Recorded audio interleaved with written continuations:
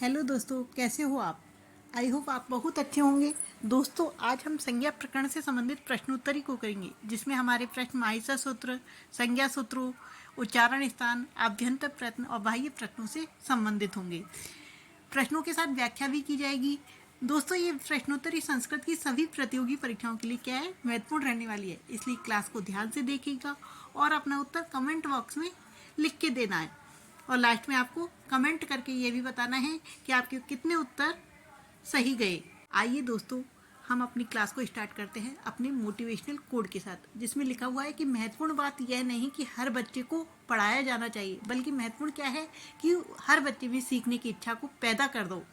देखते हैं हम अपना फर्स्ट क्वेश्चन। फर्स्ट क्वेश्चन हमारा क्या कह रहा है कि दंत्य वर्ण कौन कौन से होते हैं।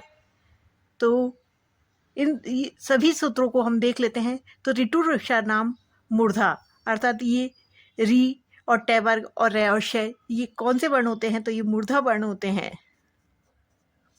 हमारा सेकंड जो ऑप्शन है वो क्या है, इचु यशा नाम तालु, जो ई होता है और जो हमारा च वर्ग होता है, जो य होता है और जो तालब्य शय होता है, उनका जो उच्चारण स्थान होता है वो कौन सा होता है, तालु होता है। ऋतु लशा नाम दंता, तो हमारा जो री होता है, तय वर्ग होता है, लय होता है और शय होता है, वो कौन से वर्ण होते हैं, तो वो दंत्य वर्ण होते हैं। अकुह विसर्ज नाम कंठ है। तो हमारा जो दंत्य वर्ण, इसका जो सही आंसर हो जाएगा वो कौन सा हो जाएगा, तीसरा ऑप्शन हमारा सी नंबर का, ऋतुलक्ष नाम दंता। हमारा नेक्स्ट क्वेश्चन है, वेद पुरुष का मुख कहलाने वाला वेदांग है, अर्थात मुख किसे कहते हैं। वेद पुरुष का जो मुख है उसे किसको कहते हैं, तो फर्स्ट ऑप्शन हमारा क्या है, कल्प है। सेकंड ऑप्शन हमारा क्या है, निरुक्त है। थर्ड ऑप्शन हमारा छंद है और फोर्थ ऑप्शन हमारा क्या है, व्याकरण है। तो इसका जो आंसर हो जाएगा वो क्या हो जाएगा, वेद पुरुष का जो मुख कहलाता है वो क्या कहलाता है, व्याकरण कहलाता है। निरुक्त को क्या कहते हैं, वेद पुरुष का कान कहते हैं। और छंद को वेद पुरुष का क्या कहते हैं, पाद कहते हैं। दोस्तों, हमारा नेक्स्ट क्वेश्चन है, अनुस्वार का उच्चारण स्थान क्या है। जो अनुस्वार होते हैं, अर्थात जो पंचम वर्ण होते हैं, जो वर्ग के पंचम वर्ण होते हैं, उनका उच्चारण स्थान क्या होता है। तो हमारा ए ऑप्शन है मूर्धा, बी ऑप्शन है ओष्ठ, सी ऑप्शन है कंठ और डी ऑप्शन है नासिका। तो बताइएगा दोस्तों कि अनुस्वार का उच्चारण स्थान क्या होता है। तो अनुस्वार जो पंचम वर्ण होते हैं वर्ग के, उनका जो उच्चारण स्थान होता है वो क्या होता है, नासिका होता है, अर्थात नाक से बोले जाते हैं। आदि भाषा वैज्ञानिक किसे माना जाता है। हमारा नेक्स्ट क्वेश्चन क्या है कि आदि भाषा वैज्ञानिक किसे माना जाता है। हमारा ए ऑप्शन है पतंजलि, बी ऑप्शन है कात्यायन, सी ऑप्शन है पिंगल और डी ऑप्शन है पाणिनि। तो क्या पूछ रहा हमसे, आदि भाषा वैज्ञानिक। दोस्तों, अगर आपसे आदि भाषा कवि पूछे, आदि कवि पूछे, आदि कवि पूछे, तो आदि कवि कौन है, हमारे वाल्मीकि जी है। जबकि यहाँ पूछ रहे आदि भाषा वैज्ञानिक, तो ये क्या हो जाएंगे, हमारे आदि भाषा वैज्ञानिक पाणिनि हो जाएंगे। आंसर क्या हो जाएगा, पाणिनि हो जाएगा। पतंजलि, इन्हें महाभाष्यकार कहते हैं। कात्यायन जो वरुचि के नाम से भी जाने जाते हैं, जिन्हें वार्तिककार कहते हैं। पाणिनि जिन्हें सूत्रकार कहते हैं। इन्हें आदि भाषा वैज्ञानिक भी कहते हैं। हमारा नेक्स्ट क्वेश्चन है, उच्चारण की विविधता के आधार पर वर्ण के कितने भेद होते हैं। उच्चारण की विविधता के आधार पर वर्ण के कितने भेद होते हैं। तो ए ऑप्शन है हमारा 4, बी ऑप्शन है 9 और सी ऑप्शन है 7 और डी ऑप्शन है 11। तो कितने भेद होते हैं वर्ण के, क्या पूछ रहे हैं, वर्ण के कितने भेद होते हैं। तो उच्चारण की विविधता के आधार पर वर्ण के 7 भेद होते हैं। नेक्स्ट क्वेश्चन है हमारा, ए आई ओ औ वर्णों के कितने भेद होते हैं। ये कौन से वर्ण होते हैं, ये संयुक्त वर्ण होते हैं और इनमें क्या होता है, ह्रस्व का अभाव होता है, अर्थात ये दीर्घ होते हैं और प्लुत होते हैं। तो इनमें ह्रस्व का अभाव होने के कारण सभी के ह्रस्व के किसी भी वर्ण के ह्रस्व के 6 भेद होते हैं, दीर्घ के 6 भेद होते हैं और प्लुत के 6 भेद होते हैं। लेकिन इनमें ह्रस्व का अभाव होने के कारण दीर्घ और प्लुत के भेद से इनमें कितने हो जाते हैं, इनकी वर्णों के कितने भेद होते हैं? 12 भेद होते हैं। कितने भेद होते हैं? 12 भेद होते हैं। ऑप्शन नंबर बी इसका राइट आंसर हो जाएगा। हमारा नेक्स्ट क्वेश्चन है, आभ्यंतर प्रत्नों की संख्या कितनी होती है? जो आभ्यंतर प्रत्न है उनकी कितनी संख्या होती है? प्रत्न दो प्रकार के होते हैं, आभ्यंतर प्रत्न और बाह्य प्रत्न। जो आभ्यंतर प्रत्न होते हैं वो 5 होते हैं। तो आंसर क्या हो जाएगा हमारा 7th नंबर में? Option number 5, sorry option number B. Next question है हमारा, प्रग्रह संज्ञा किसकी होती है? ए ऑप्शन है हमारा एक वचन, बी ऑप्शन है द्विवचन, सी ऑप्शन है स्वर की, और डी ऑप्शन है किसी की नहीं। जो प्रग्रह संज्ञा होती है वो किसकी होती है? तो ये किसी भी विभक्ति, किसी भी पुरुष के सिर्फ द्विवचन की होती है। यदि शब्दों की होगी तो वो किसी भी विभक्ति का होगा, लेकिन यदि वो द्विवचन का है तो उसकी होगी। और यदि धातु है तो वो किसी भी पुरुष का होगा, लेकिन यदि वह द्विवचन का है तो उसकी होगी। और द्विवचन में भी किस किस की होगी? यदि उसमें दीर्घ क्या होगा? दीर्घ इकारांत होगा, दीर्घ उकारांत होगा अथवा एकारांत होगा, तब उसकी क्या हो जाएगी? द्विवचन से प्रग्रह संज्ञा हो जाती है। तो ऑप्शन क्या आ जाएगा हमारा? 8वें का जो आंसर है हमारा क्या हो जाएगा? वी, द्विवचन की। हमारा नेक्स्ट क्वेश्चन है, अष्टाध्यायी के पादों एवं अध्यायों की संख्या कितनी है? जो अष्टाध्यायी है, अष्टाध्यायी किसकी रचना है? तो अष्टाध्यायी संस्कृत के जो आदि भाषा का भी वैज्ञानिक माने जाते हैं, पाणिनि जी की जो रचना है अष्टाध्यायी, उसमें कितने पाद है? अर्थात अष्ट अध्यायी। तो इसमें 8 अध्याय है और प्रत्येक पाद में क्या है? प्रत्येक अध्याय में 4 पाद है। तो टोटल कितने पाद हो गए? 8 चक्कू 32। तो 8 अध्याय है और 32 पाद है। टोटल कितने हो गए? तो इसका जो आंसर हो जाएगा वो क्या हो जाएगा? डी ऑप्शन, 8 अध्याय 32 पाद। हमारा नेक्स्ट क्वेश्चन है, अहू यह क्या है? ये क्या है? तो ये शब्द है। जो फर्स्ट ऑप्शन है वो है शब्द है, बी ऑप्शन है हमारा व्यंजन वर्ण है, सी ऑप्शन है स्वर वर्ण है, और डी ऑप्शन है ह्रस्व वर्ण है। तो इसका आंसर क्या होगा? तो ये शब्द नहीं है, ये व्यंजन वर्ण भी नहीं है, तो ये आंसर भी हमारा क्रॉस हो जाएगा। और ये ह्रस्व वर्ण भी नहीं है, क्योंकि ये हम इनमें तो ह्रस्व का क्या होता है? अभाव होता है। अभी हमने जब इससे पहले क्वेश्चन पढ़ा था तो ए आई ओ औ इनमें क्या होता है? ह्रस्व नहीं होता। तो ये तो ह्रस्व स्वर वर्ण है ही नहीं है। तो आंसर हो जाएगा हमारा ऑप्शन नंबर सी, अर्थात ये क्या है? कि स्वर वर्ण है। हमारा नेक्स्ट क्वेश्चन है, अष्टाध्यायी का अंतिम सूत्र क्या है? जो पाणिनि जी की रचना है अष्टाध्यायी, उसका जो अंतिम सूत्र क्या है? तो हमारा फर्स्ट ऑप्शन है ए, सेकंड ऑप्शन है हमारा वृद्धिरादेश, थर्ड ऑप्शन है हलंतम, और डी जो ऑप्शन है हमारा वो क्या है? इको यणची। तो दोस्तों, हलंतम तो इत संज्ञा करने वाला सूत्र है। जो अंतिम हलवर्ण की इत संज्ञा करता है उपदेश अवस्था में, जो अंतिम हलवर्ण की इस संज्ञा करता है वो कौन सा सूत्र होता है? हलंतम होता है। इको यणची यण संधि करने वाला सूत्र है। और जो वृद्धिरादेश है वो अष्टाध्यायी का क्या है? प्रथम सूत्र है, अर्थात वृद्धिरादेश अर्थात वृद्धि हुई है। तो अष्टाध्यायी का जो प्रथम सूत्र होता है वो कौन सा है? वृद्धिरादेश। और अंतिम सूत्र कौन सा है हमारा?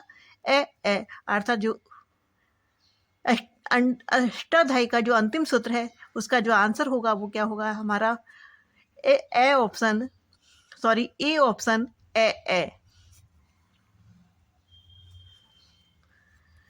हमारा नेक्स्ट क्वेश्चन है, अंतस्थ वर्ण के कितने भेद होते हैं? जो अंतस्थ वर्ण है वो कितने होते हैं? तो अंतस्थ वर्ण अर्थात जो मध्य में स्थित है, अर्थात जो स्वर और व्यंजन दोनों के मध्य में स्थित है, अर्थात माहेश्वर सूत्रों के पहले जो वो 4 माहेश्वर सूत्र है उनमें क्या है? स्वर वर्ण दिए हुए हैं, और अंतिम सूत्र वर्णों में 10 सूत्रों में क्या है? व्यंजन वर्ण है। तो ये जो हमारे अंतस्थ वर्ण है, ये वे रे ले, इन वर्णों को अंतस्थ वर्ण कहते हैं। और इनकी संख्या कितनी है? 4 है। तो हमारा ऑप्शन नंबर ए इसका आंसर हो जाएगा। हमारा नेक्स्ट क्वेश्चन है, व्याकरण शब्द की व्युत्पत्ति क्या है? अर्थात जो व्याकरण शब्द बना है उसकी व्युत्पत्ति क्या है? तो इसकी व्युत्पत्ति, इसका अर्थ देखें तो इसका अर्थ क्या होता है? फर्स्ट ऑप्शन है हमारा विक्रमित नियंती। सेकंड ऑप्शन है विशेषण है व्याकरणम। सी ऑप्शन है हमारा व्याक्रियन्ते शब्द अनेन इति। और डी ऑप्शन है हमारा वेदांगम नियंती। अर्थात व्याकरण अर्थात जिस प्रकार विशेष प्रकार से किया जाता है, शब्दों का क्या किया जाता है, निर्माण किया जाता है, वो ही क्या है, व्याकरण है। तो व्याक्रियन्ते शब्द अनेन इति, अर्थात विशेष प्रकार से शब्दों का निर्माण किया जाता है, वो क्या कहलाता है, व्याकरण कहलाता है। तो संस्कृत में जितने भी शब्द होते हैं उन सबकी क्या होती है, व्युत्पत्ति की जाती है। तो इसका जो 14वें क्वेश्चन का जो आंसर हो जाएगा वो क्या हो जाएगा, सी ऑप्शन व्याक्रियन्ते शब्द अनेन इति व्याकरणम। नेक्स्ट क्वेश्चन है हमारा, उकार का उच्चारण स्थान क्या होता है? जो उकार है उसका उच्चारण स्थान क्या होता है? तो इस हमने जब सूत्र पढ़े थे उच्चारण स्थानों के, तो हमने पढ़ा था उपु पद्यमानीय नाम ओष्ठो, अर्थात उकार की, पैवर्ग की, इन सभी का जो उच्चारण स्थान होता है वो क्या होता है, ओष्ठ होता है। तो उकार का उच्चारण स्थान क्या है? तो इसका आंसर हो जाएगा हमारा बी ऑप्शन ओष्ठ। नेक्स्ट क्वेश्चन है, संस्कृत व्याकरण के आदि वक्ता माने जाते हैं। अर्थात एक तो हमने पढ़ा था आदि भाषा वैज्ञानिक, अब वो तो थे हमारे पाणिनि जी। अब इसमें क्या पूछे हैं कि संस्कृत व्याकरण के आदि वक्ता कौन माने जाते हैं, अर्थात जिन्होंने सबसे पहले संस्कृत व्याकरण को बोला, कहा, तो वो कौन माने जाते हैं? तो ये हमारे पहला ऑप्शन है हमारा ब्रह्मा, दूसरा ऑप्शन है विष्णु, तीसरा ऑप्शन है महेश और चौथा ऑप्शन है हमारे नारद। तो संस्कृत व्याकरण के आदि वक्ता ब्रह्मा जी माने जाते हैं। कौन माने जाते हैं? ब्रह्मा जी माने जाते हैं। नेक्स्ट क्वेश्चन है हमारा, बकार का उच्चारण स्थान क्या होता है? तो इसका जो फर्स्ट ऑप्शन है वो है ओष्ठ, सेकंड ऑप्शन है दंत, थर्ड ऑप्शन है दोनों और फोर्थ ऑप्शन है हमारा कंठ। तो बकार का जो उच्चारण स्थान होता है इसके लिए हमारे एक सूत्र आता है, बकारस्य दंतोष्टम। बकार का जो उच्चारण स्थान है वो क्या है, दंत और ओष्ठ। तो यहाँ पर हमें दोनों को अलग अलग दे रखा है और ऑप्शन सी में हमें क्या दे रखा है, दोनों। तो हमारा जो आंसर हो जाएगा वो क्या हो जाएगा, ऑप्शन नंबर सी, दोनों। अर्थात ओष्ठ भी होता है और दंत भी होता है। दोस्तों अगर दोनों को मिलाकर दंतोष्ठ लिख दे तो वहां पर हमारा आंसर हो जाएगा दंतोष्ठ। हमारा नेक्स्ट क्वेश्चन है कि व्याकरण सम्मत शिव सूत्रों की संख्या कितनी है? अर्थात व्याकरण में जो शिव सूत्र माने जाते हैं, जिन्हें माहेश्वर सूत्र भी कहते हैं, जिन्हें शिव जाल भी कहते हैं, उनकी संख्या कितनी मानी गई है? जो भगवान विष्णु भगवान महेश के, भगवान शिव जी के क्या है, डमरू में से निकले थे, उन शिव सूत्रों की संख्या कितनी है? तो ऑप्शन नंबर ए क्या है हमारा, 2। ऑप्शन नंबर बी में क्या है, 5। ऑप्शन नंबर सी में है 10 और ऑप्शन नंबर डी में हमारा 14। तो व्याकरण सम्मत जो शिव सूत्रों की संख्या है उसका आंसर क्या हो जाएगा हमारा, फोर्थ नंबर का डी ऑप्शन 14। कितने माहेश्वर सूत्र माने गए हैं? 14 माहेश्वर सूत्र माने गए हैं। हमारा नेक्स्ट क्वेश्चन है, स वर्ण का उच्चारण स्थान क्या है? तो स वर्ण का जो उच्चारण स्थान है वो किसे माना गया है? ए ऑप्शन है हमारा मूर्धा, बी ऑप्शन है हमारा तालु, सी ऑप्शन है ओष्ठ और डी ऑप्शन है दंत। तो दोस्तों बताइएगा स का उच्चारण स्थान क्या है? तो स का उच्चारण स्थान हमने याद करे थे, जब सूत्र याद करे थे कि ऋतु रसा नाम मूर्धा। तो ऋतु हमने जब पढ़ा था, ऋतु रसा नाम मूर्धा, तो श वर्ण आ रहा है इसमें। तो श का जो उच्चारण स्थान माना गया है वो क्या माना गया है? ऑप्शन नंबर ए, मूर्धा माना गया है। तो आंसर क्या हो जाएगा हमारा, ऑप्शन नंबर ए।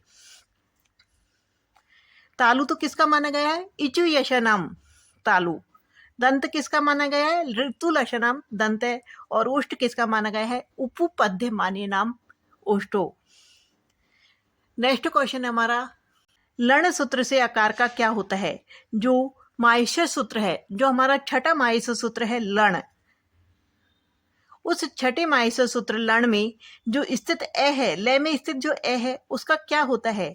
तो इसका जो फर्स्ट ऑप्शन है वो क्या है? गुण संज्ञा है। सेकंड जो ऑप्शन है वो है वृद्धि संज्ञा है। थर्ड ऑप्शन है इत संज्ञा और फोर्थ ऑप्शन है टी संज्ञा। तो लण की जो माहेश्वर सूत्र 14 माहेश्वर सूत्र है उनमें जो अंतिम इत संज्ञक वर्ण है उन सभी की किससे इत संज्ञा होती है? हलंतम सूत्र से। लेकिन यदि आपसे पूछे कि माहेश्वर सूत्र में कुल इत संज्ञक वर्ण कितने हैं, तो 14 तो हमारे जो अंतिम हल वर्ण है वो इत संज्ञक है, लेकिन एक जो इत संज्ञक वर्ण वो एकमात्र क्या है? स्वर। स्वर की इत संज्ञा हो रही है।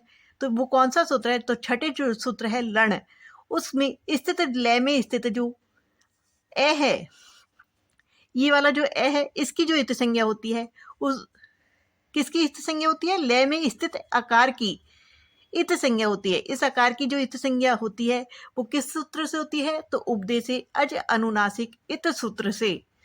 तो आकार की क्या हो जाती है? इत संज्ञा हो जाती है। तो आंसर क्या हो जाएगा हमारा? ऑप्शन नंबर सी, इत संज्ञा। हमारा नेक्स्ट क्वेश्चन है ई वर्ण का उच्चारण स्थान क्या है? जो ई वर्ण है उसका उच्चारण स्थान क्या है? तो ऑप्शन नंबर ए में है तालु, ऑप्शन नंबर बी में है दंत, ऑप्शन नंबर सी में है ओष्ठ और ऑप्शन नंबर डी में है मूर्धा। तो दोस्तों इसका आंसर क्या हो जाएगा? ईचु यशानाम तालु। तो ई का जो उच्चारण स्थान है वो क्या है? तालु। तो ऑप्शन नंबर ए इसका करेक्ट आंसर हो जाएगा। नेक्स्ट क्वेश्चन है आदर अर्थ में किसकी गति संज्ञा होती है? अर्थात जो आदर शब्द है अर्थ निकलता है उसकी किसकी गति संज्ञा होती है? तो सत्य शब्द की गति संज्ञा हो जाती है। सत्य की क्या हो जाती है? गति संज्ञा हो जाती है। नेक्स्ट क्वेश्चन है फे वर्ण का उच्चारण स्थान क्या है? तो फे वर्ण का उच्चारण स्थान क्या है? तो पहला ऑप्शन क्या है इसका? तालु, दूसरा ऑप्शन है ओष्ठ, तीसरा ऑप्शन है दंत और चौथा ऑप्शन क्या है? मूर्धा। तो फे वर्ण का उच्चारण स्थान हमने सूत्र पढ़ा था उ पु पद्यमानीय नाम क्या है? ओष्ठ। अर्थात पे वर्ग का जो उच्चारण स्थान है पे वर्ग में आता है फे, पे फे बे बे भे मैं। तो इसका क्या हो जाएगा? ओष्ठ। ऑप्शन नंबर बी इसका राइट आंसर हो जाएगा। नेक्स्ट क्वेश्चन है आकार और हकार का उच्चारण स्थान कौन सा है? जो आकार है और जो हकार होता है उसका उच्चारण स्थान क्या होता है? ऑप्शन नंबर जो फर्स्ट ऑप्शन क्या है इसका? कंठ, सेकंड ऑप्शन है तालु, थर्ड ऑप्शन है दंत और फोर्थ ऑप्शन क्या है इसका? ओष्ठ। तो हमने सूत्र क्या पढ़ा था? अकुहे विसर्जनीय नाम कंठ है। अर्थात आकार का और अकुह कै वर्ग का और हकार का जो उच्चारण स्थान होता है वो क्या होता है? कंठ होता है। तो इसका जो आंसर हो जाएगा, राइट आंसर हो जाएगा, वो कौन सा हो जाएगा? ऑप्शन नंबर ए कंठ है। दोस्तों अगर आपने इन पांचों सूत्रों को याद कर लिए तो आपके उच्चारण स्थान से संबंधित कोई भी क्वेश्चन गलत नहीं होगा। जैसे अकुहे विसर्जनाम कंठा, इचु यशनाम तालु, ऋतु रशनाम मूर्ता, ऋतु रशनाम दंता और उपु पद्यमान्य नाम ओष्टो। तो आपके कोई भी, क्योंकि एग्जामिनर यहीं से प्रश्नों को उठाता है। तो नेक्स्ट क्वेश्चन हमारा ए वर्ण का उच्चारण स्थान क्या है? तो ए वर्ण का जो उच्चारण स्थान है वो क्या है? तो ए वर्ण का हमने अभी पढ़ा था उच्चारण स्थान क्या है। पहला ऑप्शन क्या है? ओष्ठ, सेकंड ऑप्शन है दंत, थर्ड ऑप्शन है कंठ और फोर्थ ऑप्शन है मूर्धा। तो इसका आंसर हो जाएगा सी ऑप्शन कंठ है।